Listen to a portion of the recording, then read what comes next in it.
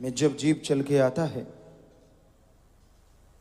सुनता है, अमल कमाता है, तो जन्मों जन्मों के पाप कर्म जो संचित कर्म होते हैं वो कटने शुरू हो जाते हैं। इंसान 84 लाख जोनियां भोगने के बाद इंसान बना है। ये जीवात्मा जन्म मरण के चक्कर में चक्कर लगाती लगाती बिल्कुल आखिर में मनुष्य शरीर को हासिल करती है। और ऐसे में सत्संग सुने, सुन के अमल करे, तो जन्मों जन्मों की जो कालिक है, पाप कर्म है, वो अमल करने से कटते चले जाते हैं। इंसान मालिक ने आवागमन से मुक्ति के लिए बनाया है। और सत्संग में यह सिखाया जाता है कैसे जन्म मरण से मोक्ष मिलेगा, कैसे जीते जी गम दुख दर्द चिंताओं से मुक्ति मिलेगी। और उसका एकमात्र उपाय सेवा और सुमरन है। परहित परमार्थ के लिए जो आदमी इंसान तन मन धन से सेवा करता है, दीन दुखियों की मदद करता है, भगवान वो अल्लाह, वो वाहिगुरु, वो राम उसके जन्मों जन्मों के पहाड़ जैसे पाप कर्मों को कंकर में बदल देता है। लगातार सेवा सुमरन से उस कंकर की चुभन भी महसूस नहीं होती। इसलिए सत्संग में आओ, सुनो और अमल करो। सत्संग में सिर्फ बैठने से आप भाग्यशाली नहीं बन सकते। नए भाग्य अगर बनाने हैं, अच्छे भाग्य बनाने हैं, तो सत्संग सुन के अमल करना पड़ेगा। संत पीर फकीर कहते हैं, सुमरन करो और सेवा करो, मालिक से ख्याल जोड़ के रखो। बाकी आपका मन है, मन मते क्या पता आपको कहां से कहां ले जाए, कब नरक में गिरा दे, कुछ पता नहीं। अपना अहंकार, अपनी खुदी को मिटा के रखो। जब तक अहंकार खुदी नहीं मिटेगी, मालिक की प्राप्ति संभव नहीं है, उसकी खुशियां संभव नहीं है। इसलिए आप प्रभु के नाम का सुमरन कीजिए, दीन दुखियों की मदद कीजिए, मालिक से ख्याल जोड़ के रखिए। फालतू की बहसबाजी, फालतू की लड़ाई झगड़ों में मत पड़ो, शांत चित्त रहो। शांत चित्त हर कोई रहना चाहता है, पर जब तक आत्मविश्वास जबरदस्त नहीं होगा, शांत चित्त रहा नहीं जाता।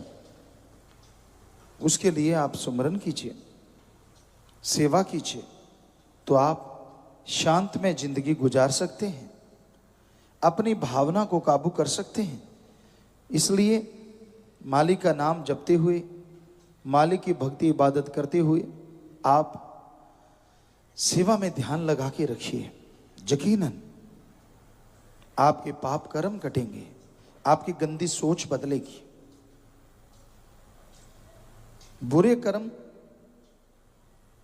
सबसे पहले गंदी सोच से शुरू होते हैं। जब तक आदमी अपने अंदर की गंदी सोच को काबू नहीं करता, कोई पता नहीं कब बुरे कर्म करने लग जाए। दोमट माटी, मुल्तानी माटी, चिकनी माटी जिसे बोलते हैं, उस पे पानी पड़ा हुआ है, उस पे चलना हो तो आपको पता है जो जाल चलते हैं, अंगूठे उंगलियां उसमें दबा दबा के चलना पड़ता है। जरा सा ध्यान इधर हुआ नहीं कि पांव क्या पता कब फिसल जाए। वैसे ही इस संसार में मन इंद्रियां हैं। सुमरन से अपने आप को जोड़े रखो, सेवा से अपने आप को जोड़े रखो, तो आप उंगलियां दबा के इस संसार में बड़ा हिम्मत से, बड़ा गर्व से चलते जाओगे।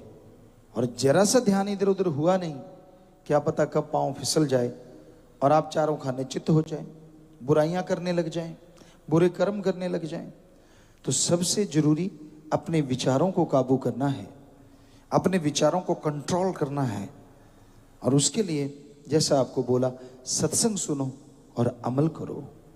सत्संग में कहा जाता है आप ईश्वर के नाम का जाप करो, प्रभु के नाम का जाप करो, चलते बैठ के लेट के काम धंधा करते।